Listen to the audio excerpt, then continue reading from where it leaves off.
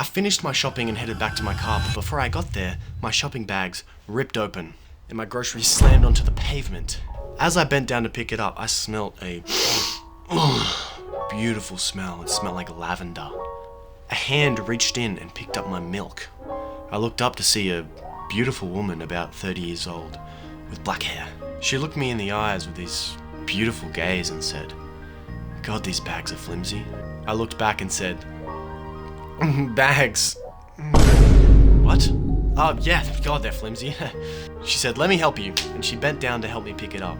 And as our heads leant together, she whispered in my ear, "Are you looking for a job by any chance?" "Me? Yes, you. Are you looking for a job?" "Yeah, actually." "Great, because I'm looking for a strong young man like you to help herd the cattle on my farm. I would love to do a job like that." "Awesome, could you be there this afternoon?" Sure. Here's the address." "I hope to see you there." "I'll be there." "Good." And she left. I picked up the rest of my groceries, put them in my car, and that afternoon, I drove to the address. What the hell? The gate was locked with about 6 chains, and there were logs on the other side, so it couldn't be opened.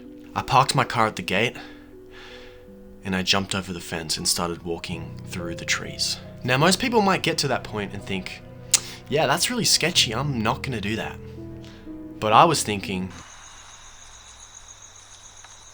yeah, I wasn't thinking much. There was not much going on up there. So I walked through the trees when I heard a distant chatter.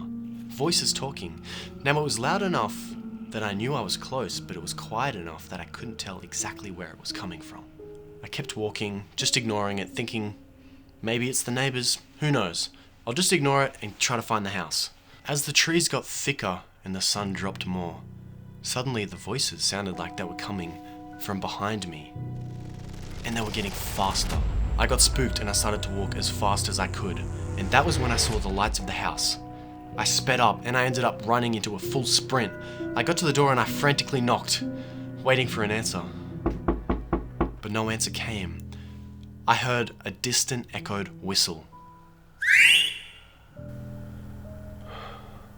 And at that moment, I felt in my chest and my gut that I had to run, and that if I didn't, I wasn't making it off that farm.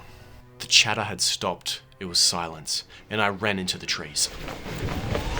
I sprinted through, my skin was being torn by logs and I was getting whipped by the hanging leaves. At this point, the chatter didn't sound like chatter, it sounded more like chanting, aggressive cult noises.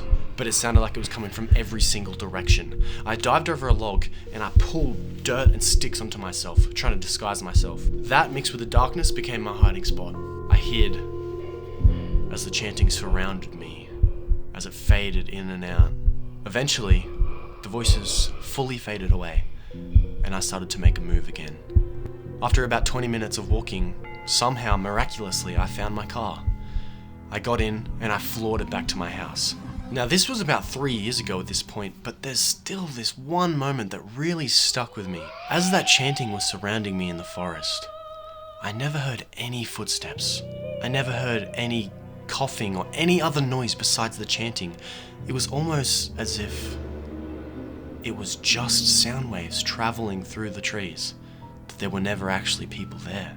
So the lesson that I learned was that even the nicest looking people can have ill intentions for you. So next time someone offers you help, punch them in the face.